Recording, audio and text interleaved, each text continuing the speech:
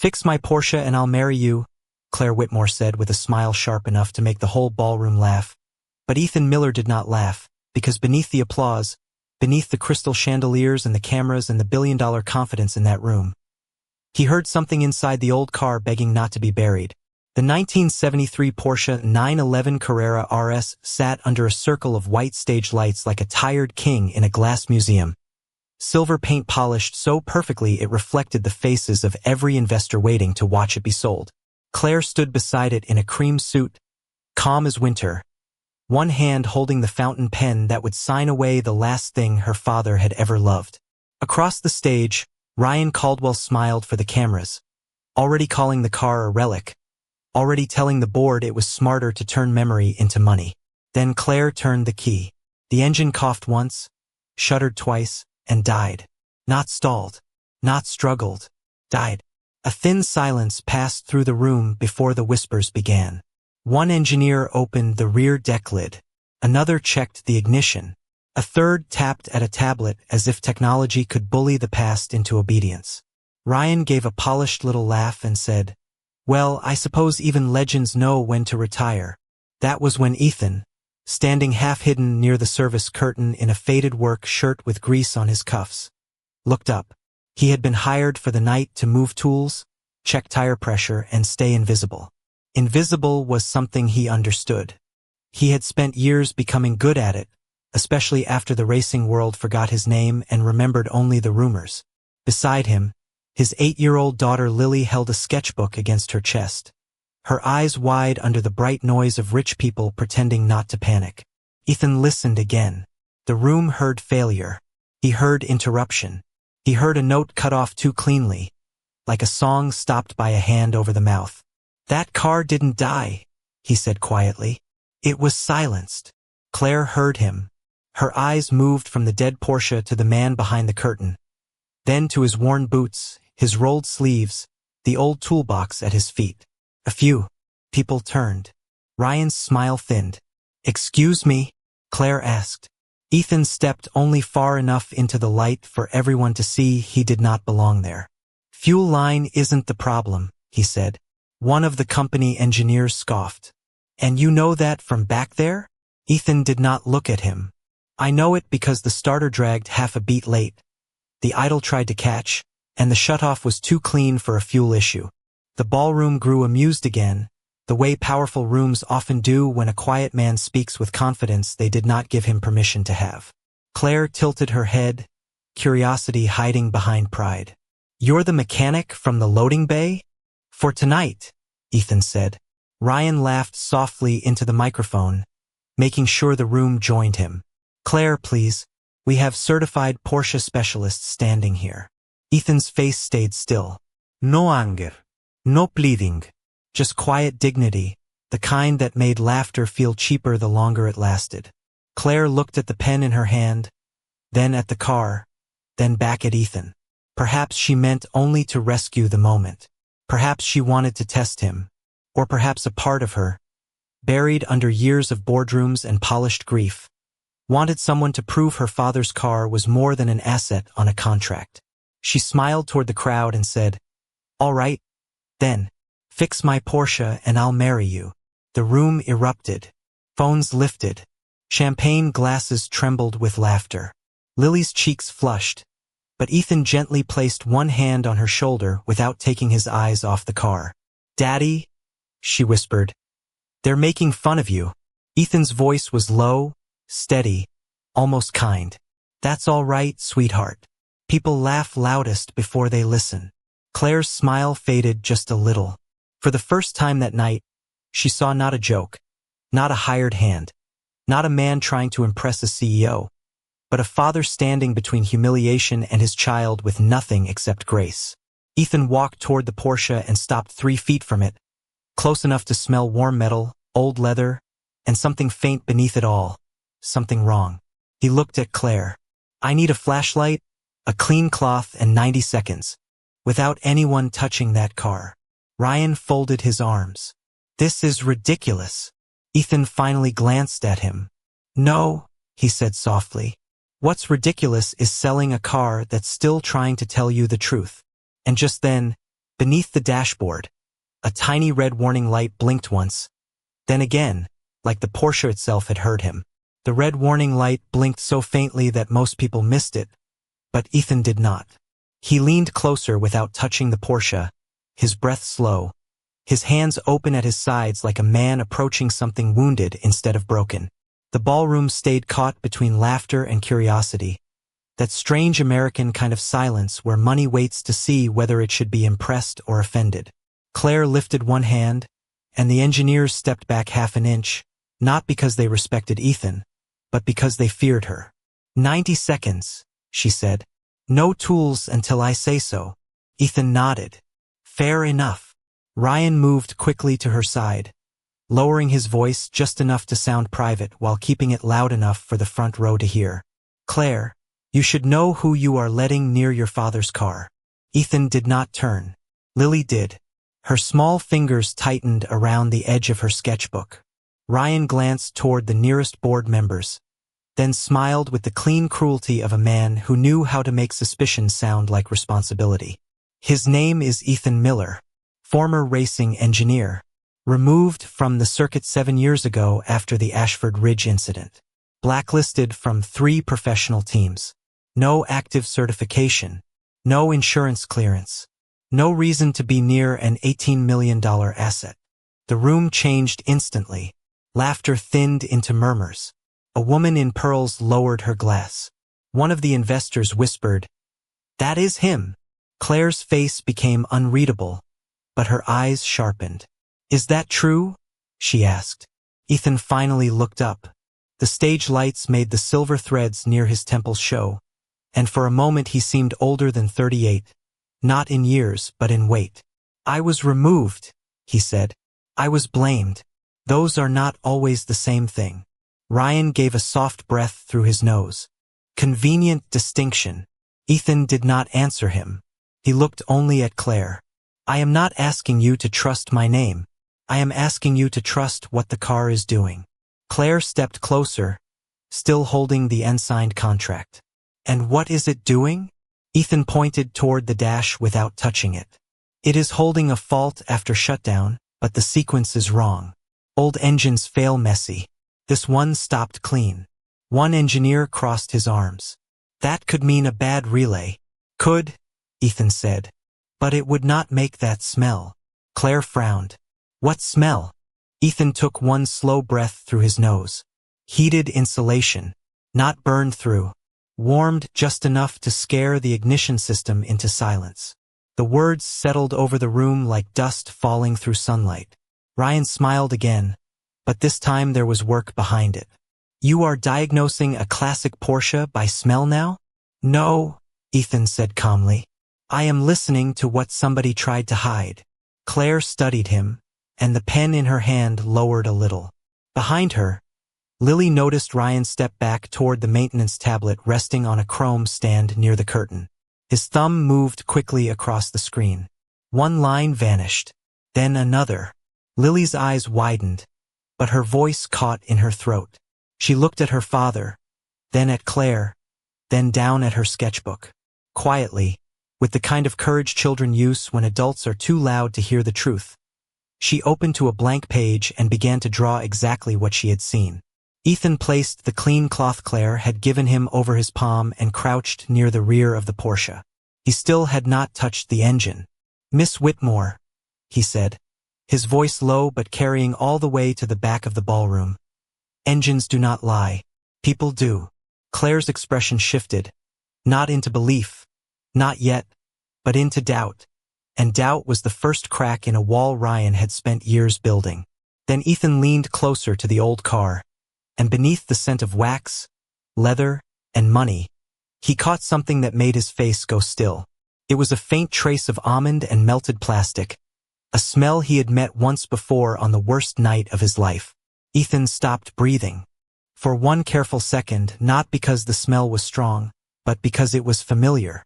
Almond, warm plastic, and a thin metallic sweetness that should never belong inside a clean ignition system. The ballroom faded at the edges. The chandeliers became distant stars. The voices became nothing but a low ocean of judgment.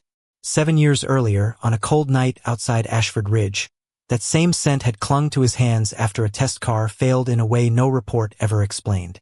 By morning, his wife was gone, his career was gone, and men in expensive suits were telling the world that Ethan Miller had missed something any decent engineer should have seen. He had lived with those words like a stone in his chest. Now the same ghost was breathing beneath Claire Whitmore's Porsche. "Do not touch anything," Ethan said. The room quieted at the tone, not loud, not angry, but final. One of the senior engineers frowned. "You are not in charge here." Ethan looked at him. "Then be useful and step back." A few people gasped. Ryan gave a small laugh, but his eyes moved to the maintenance tablet again. Claire noticed that movement. She did not speak. She only watched. Ethan reached into his own toolbox and removed a small inspection mirror, the kind older mechanics trusted before cameras became fashionable. "Miss Whitmore, did anyone recently replace the ignition relay?" Claire turned toward her lead technician. The man looked uncomfortable. "Routine pre-event service. Nothing unusual." Ethan slid the mirror beneath the edge of the rear panel, angling it toward the wiring channel. Routine work does not leave heat blooming on one side of the insulation. The technician stepped closer despite himself. "What are you seeing?" Ethan held the mirror steady. A wire that was warmed from the outside, not overloaded from the inside. Claire's eyes narrowed. Meaning someone did not want the part to fail forever. Just tonight. Just long enough to make this car look dead before you signed it away. The words moved through the room slowly, striking one person at a time. Claire looked down at the contract in her hand as if the paper had suddenly grown heavier. Ryan lifted both palms in a polished gesture of patience. "This is getting theatrical. Classic cars misbehave. That is why we are selling it before it becomes a liability." Ethan looked at the Porsche again. His voice softened. "That is what they said about my wife's car." The sentence changed everything. Even the reporters lowered their phones a little. Claire's posture shifted, not with pity, but with recognition that the man in front of her was not performing grief for attention. He was trying not to drown in it. "Your wife was part of the Ashford Ridge incident," she said quietly. Ethan nodded once. "Mara was a systems designer. Better than me in some ways. She caught patterns other people ignored." Lily had stopped drawing. Her pencil hovered above the page. She knew this tone in her father's voice. It was the one he used when the past walked into the room and sat beside him without asking. Claire took one step closer to the car. "And this smell means something to you." "It means the same trick may have been used before," Ethan said. "A temporary thermal fault. Clean enough to confuse diagnostics. Dirty enough to ruin a life." Ryan's smile disappeared for less than a second, but Lily saw it. She saw his jaw tighten. She saw his hand close around the tablet. And she drew that too. Ethan turned the inspection mirror slightly, and the stage light caught a tiny amber bead on the wire casing, no bigger than a grain of rice. "There," he said. "That is not age. That is a signature." Claire stared at it, and for the first time all evening, the CEO who owned the room looked less certain than the mechanic everyone had laughed at. Then Ethan noticed a faint scrape beneath the ashtray panel, a place no mechanic would bother checking unless he knew old secrets liked quiet corners. He looked up slowly. "Whoever silenced this car," he said, "wanted you to think the engine was the problem. It is not." Claire whispered, "Then what is?" Ethan's eyes moved from the wire to Ryan, then back to the dashboard. A message someone did not want heard. Claire Whitmore did not raise her voice, but the room obeyed her as if she had struck a bell. "Freeze every camera angle from the loading bay to this stage," she said. "Lock the maintenance logs. Nobody touches that tablet." Ryan's eyes flashed, then softened into offense so quickly it almost looked rehearsed. "Claire, this is unnecessary." She turned to him with the calm of a woman who had spent her life making men mistake composure for permission. "Then you will not mind." The ballroom fell into a heavier silence. Around them, servers stood still with trays of untouched champagne. Investors shifted in their chairs. Reporters held their phones low, recording without admitting they were recording. Ethan remained beside the Porsche, one hand resting on the clean cloth, his gaze fixed on the thin scrape beneath the ashtray panel. He had learned long ago that truth did not arrive like thunder. Sometimes it came as a smell, a scratch, a wire warmed just enough to make a lie look mechanical. Claire stepped closer to him. "Can you prove what you are saying?" Ethan looked at the car, then at Lily, then back at Claire. "Not yet." Ryan laughed under his breath. "That is quite a confession." Ethan did not look at him. No. "It is honesty. People confuse the two when they are used to selling certainty." A low murmur moved through the crowd. Claire's expression did not change, but her fingers tightened around the contract. Ryan stepped forward, polished shoes clicking against the stage. "Before this becomes a circus, I need to remind everyone of our insurance terms. If an uncertified outside mechanic performs unauthorized work on this vehicle, the $18 million valuation policy becomes void. Not delayed, not reviewed. Void." Several board members reacted at once. One whispered Claire's name. Another shook his head. The pressure returned, dressed in legal language and dollar signs. Claire looked toward the Porsche, and for a moment Ethan saw the battle inside her. Not greed, grief. The hard, lonely math of protecting a company while trying not to lose the last breathing piece of her father. "He is right," said the general counsel from the front row. "If Mr. Miller touches the ignition system, we expose the company." Ryan spread his hands as though saddened by reason. "I am trying to protect you." Lily watched him, her pencil moving fast now. She drew the tablet stand, the shape of his hand, the little black rectangle in his palm that he had palmed when everyone looked at the engine. Ethan saw the fear in Claire's eyes before she hit it. He knew that look. It was the face of someone standing between reputation and truth, and knowing truth was the more expensive choice. "Miss Whitmore," he said gently, "I can walk away. I have done it before." Claire looked at him. "Why did you?" The question touched something tender, but he answered without drama. "Because after my wife died, every door I knocked on opened just wide enough for someone to say my name like a warning. I had a daughter who needed breakfast, school shoes, and a father who did not bring his bitterness home. So I became quiet." Lily lowered her sketchbook. The room seemed to breathe around him. Ethan continued, his voice steady. "Quiet kept food on the table. Quiet kept my little girl from hearing grown people call her father a failure. But quiet did not bring Mara justice." Claire's eyes softened at the name. Ryan moved quickly. "This is emotional manipulation." Claire did not turn away from Ethan. "And what would touching the car cost you?" Ethan looked at the Porsche's rear deck, at the old silver curve under the lights, at the warning lamp still blinking like a small red heartbeat. "Maybe nothing. Maybe the last piece of peace I have." He swallowed once. "But I have lost enough by staying quiet."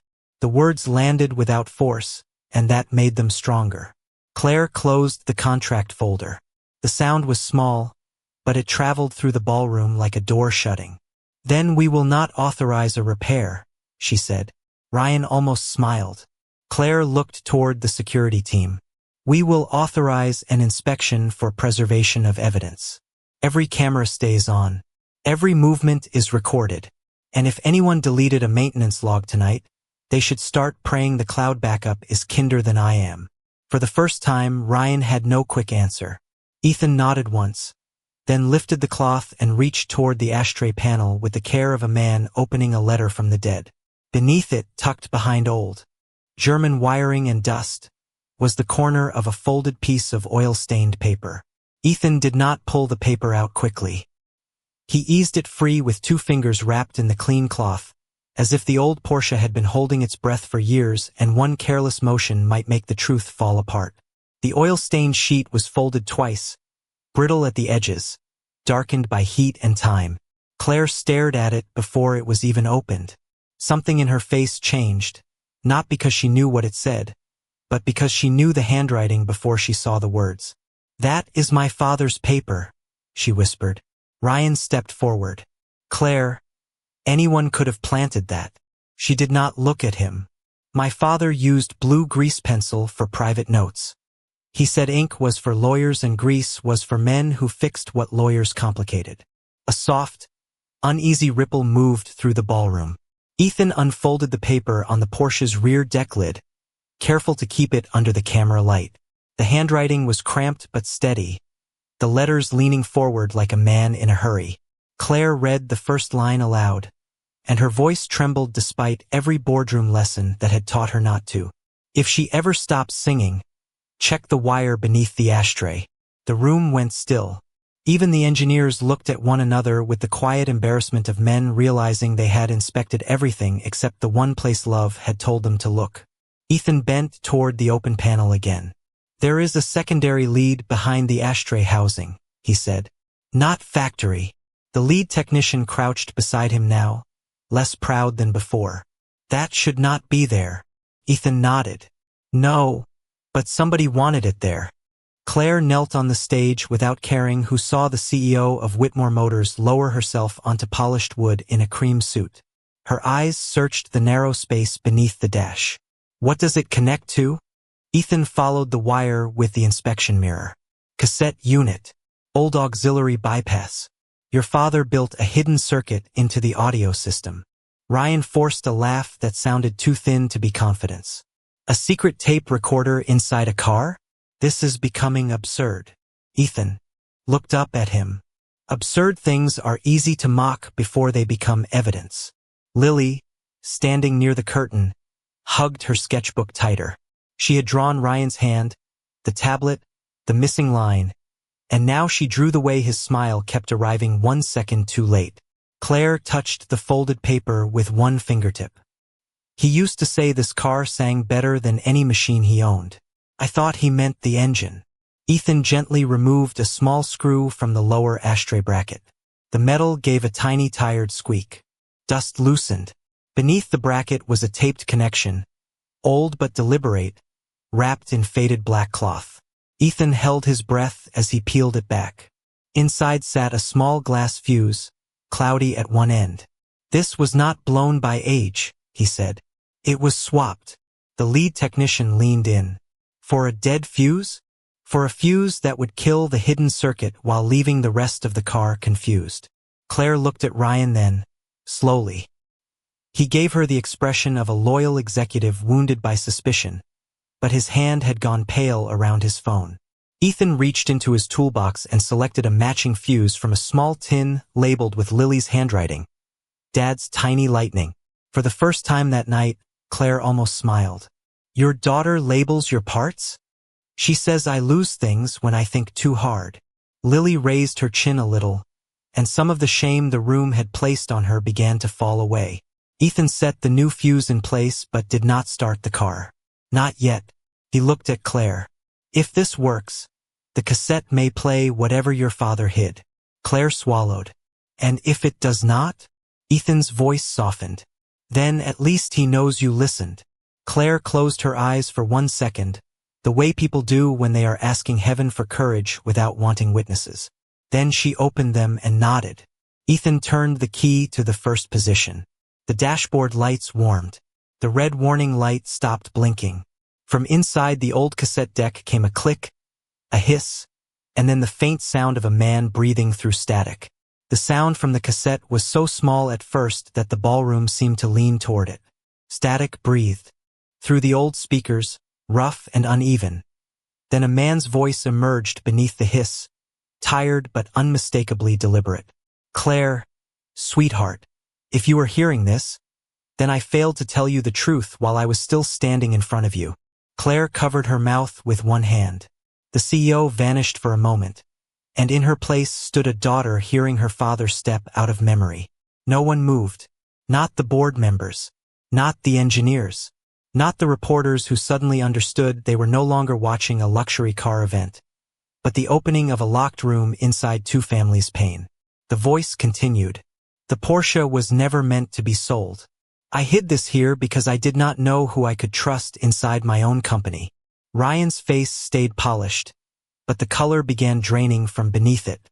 Ethan remained beside the dash, his hand still near the key, Every muscle held still, as if movement might scare the recording back into silence.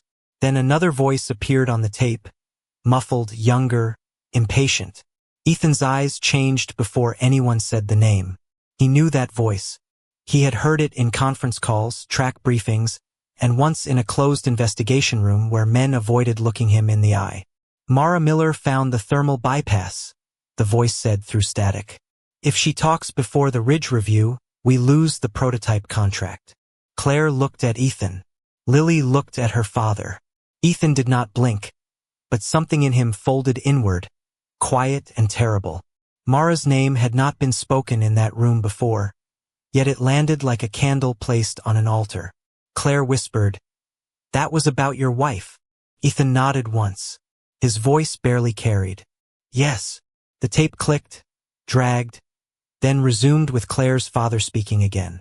"I believed Ethan Miller was blamed because he was useful to blame. His wife saw the pattern. I found the purchase orders, the altered service logs, and the same heated insulation signature on 3 vehicles, including my Porsche." The lead technician slowly turned toward Ryan. The altered logs were from Executive Access. Ryan gave a soft scoff. "Old audio, corrupted tape, no chain of custody. This proves nothing." Ethan looked at him then, not with anger, but with a calm that made anger unnecessary. "You sound prepared." The words were gentle, and that gentleness made the room colder. Claire stepped back from the car as if she needed air. Years of training told her to protect the company first, protect the board, protect the deal, protect the image. But her father's voice was filling the ballroom with something stronger than image. Truth had a different weight. It did not sparkle under chandeliers. It sat heavy in the chest until people either carried it or ran from it. Ryan moved toward the contract table. "We are done here. This asset is scheduled for transfer tonight, and delaying the sale now exposes Whitmore Motors to a breach claim." Claire turned slowly. "You still want me to sell it after hearing that?" "I want you to lead," Ryan said. "Not fall apart over a sentimental recording and a mechanic with a motive." Lily flinched at the word mechanic, not because it was wrong, but because of the way he used it like dirt. Ethan noticed and gently stepped between her and the cameras. That small movement said more than a speech. He did not defend himself first. He protected his child first. Claire saw it. So did the room. The cassette hissed again, and her father's voice returned, weaker now. "The man closest to you may not be the man he claims to be. Follow the missing maintenance line. Follow the Ashford invoices. And please, Claire, do not let them sell the only witness I had left." The tape clicked once, then stopped. For 3 long seconds, no one breathed loudly enough to be heard. Then Ryan reached for his phone, and Lily looked down at her sketchbook, where she had drawn the missing maintenance line before anyone knew it mattered. Ryan did not shout. Men like him rarely did when a whisper could do more damage. He tapped his phone, sent one message, and within seconds the large screen behind the stage changed from the frozen image of the Porsche to a private hospital invoice with Lily Miller's name across the top. A sound moved through the ballroom. Not quite a gasp, not quite judgment, but something worse, curiosity without kindness. Ethan turned so quickly that Lily stepped behind him on instinct. Claire's face hardened. "Take that down." Ryan lifted his hands as if he were saddened by the truth he had chosen to expose. "The board deserves context. Mr. Miller came here tonight with a sick child, overdue medical bills, and every reason to manipulate your grief." Lily's cheeks went pale. She pressed the sketchbook against her chest, and for the first time that evening, the little girl who had been brave enough to draw the truth looked small under the lights. Ethan did not look at the screen. He looked at his daughter. "Eyes on me, sweetheart," he said softly. "Not them." Claire stepped toward Ryan. "That is a child's private information."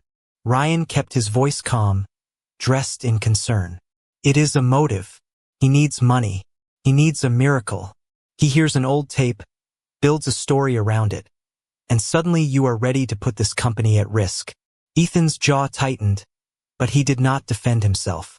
He took off his work jacket and gently draped it around Lily's shoulders, shielding her from the cameras as much as cloth could shield anyone from shame. "My daughter is not evidence," he said. The room grew quieter at that. Not silent yet, just quieter, as if dignity had entered and asked everyone to lower their voices. Ryan turned toward the investors. "This is exactly why emotional people should not be allowed near major decisions."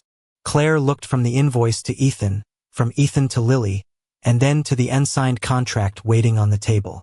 She could feel the company pressing on one shoulder and her father's voice pressing on the other. Ethan saw the conflict and understood it too well. Powerful people were rarely free. They just wore better chains.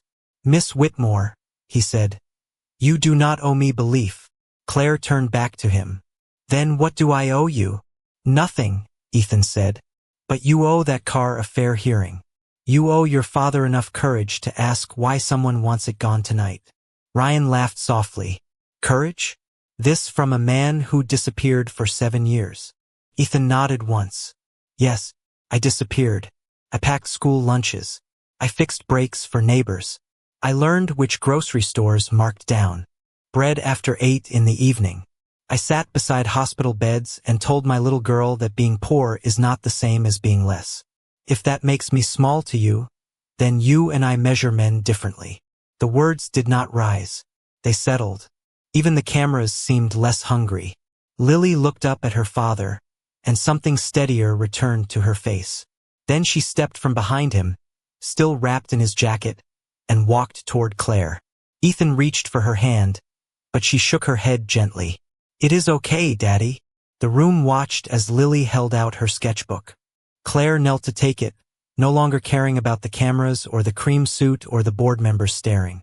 On the page was Ryan at the tablet stand, his hand over the screen, a small black drive between his fingers. On the next page was the missing maintenance line, copied in a child's careful handwriting before it vanished. Claire looked up slowly. "Lily, when did you draw this?" Lily swallowed. "Before the tape played. Before he said the missing line mattered."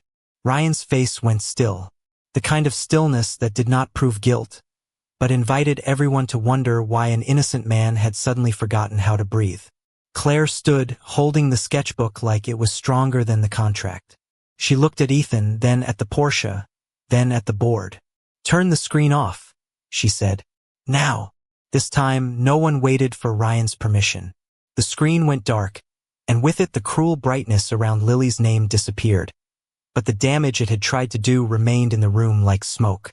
Claire stood at the center of the stage with the sketchbook in one hand and the contract in the other, no longer looking like a woman choosing between profit and memory, but like a daughter finally understanding why her father had hidden truth inside an old machine instead of a boardroom. Ryan stepped toward her, his voice low and controlled. "Claire, stop this now. You are letting a child's drawing and a damaged tape steer an $18 million decision." Claire looked at him with a stillness that made him stop half a step short. "No," she said. "I am letting evidence breathe." The general counsel rose. "From the front row. For liability purposes, we need a formal chain of custody." Claire nodded without taking her eyes off Ryan. "Then start one. On camera. Right now." A murmur rolled through the ballroom, not mocking this time, but waking. Ethan stood beside the Porsche, his work jacket still around Lily's shoulders, his hands empty and calm. He had no badge, no title, no famous name left to protect him. Only the truth, a toolbox, and a little girl who had drawn what grown people tried not to see. Claire turned to him. "Mr. Miller, how long do you need to restore the hidden circuit and start the car without disturbing the tape?"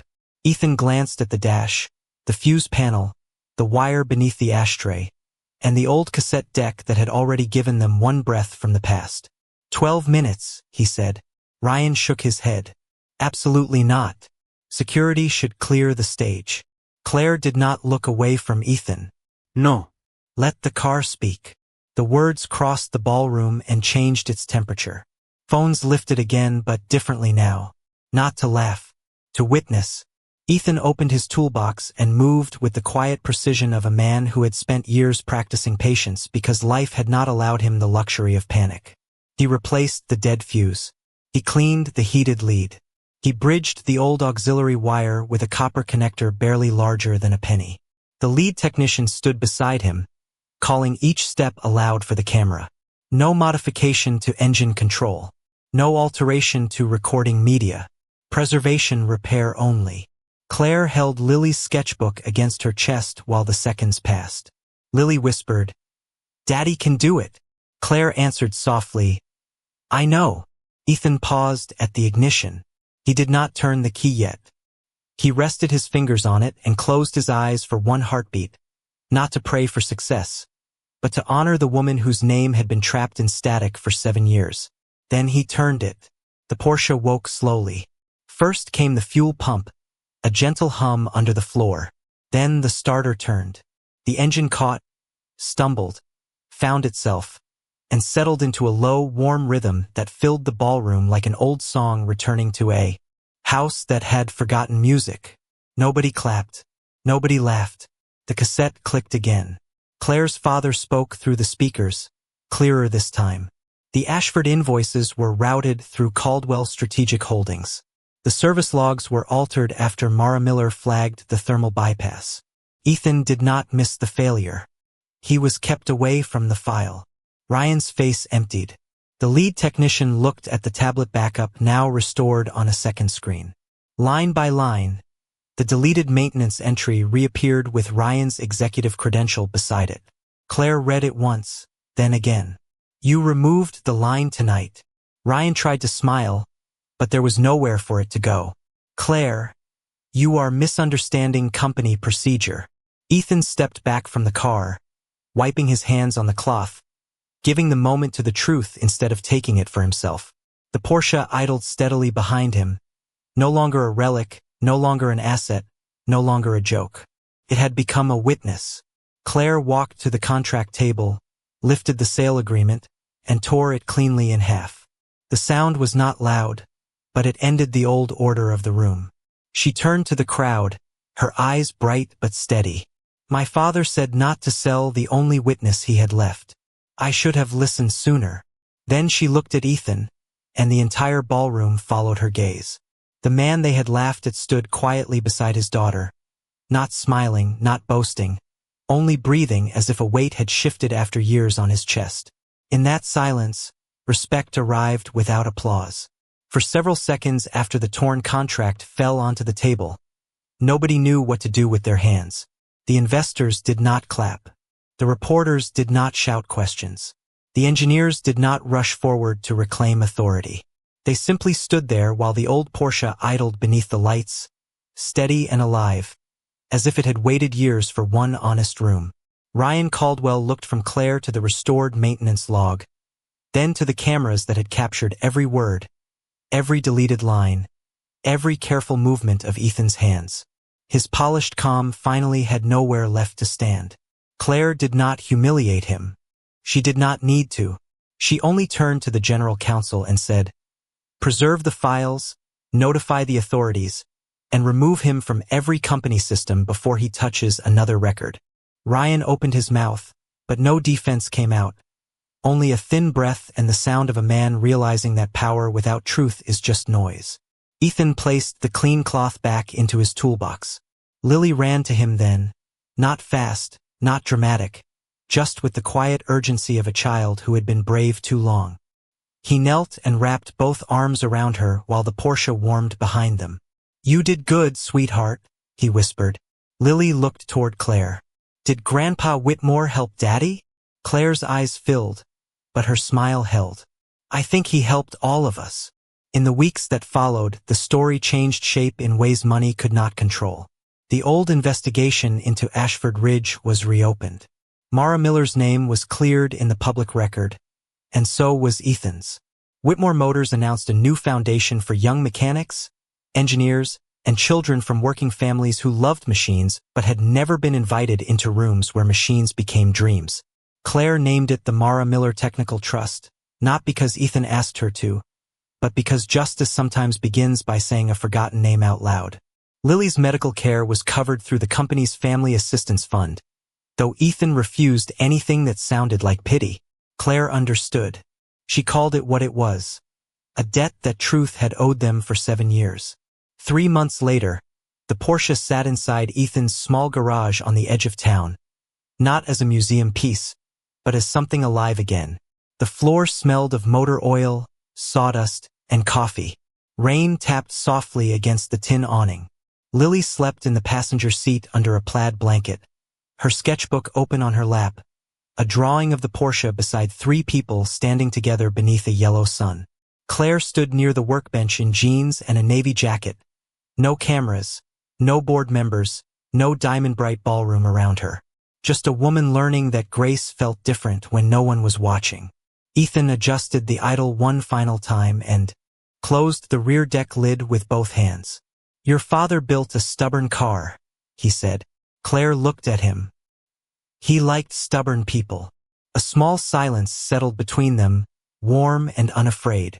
She glanced at the sleeping child, then back at the man who had never once asked to be admired.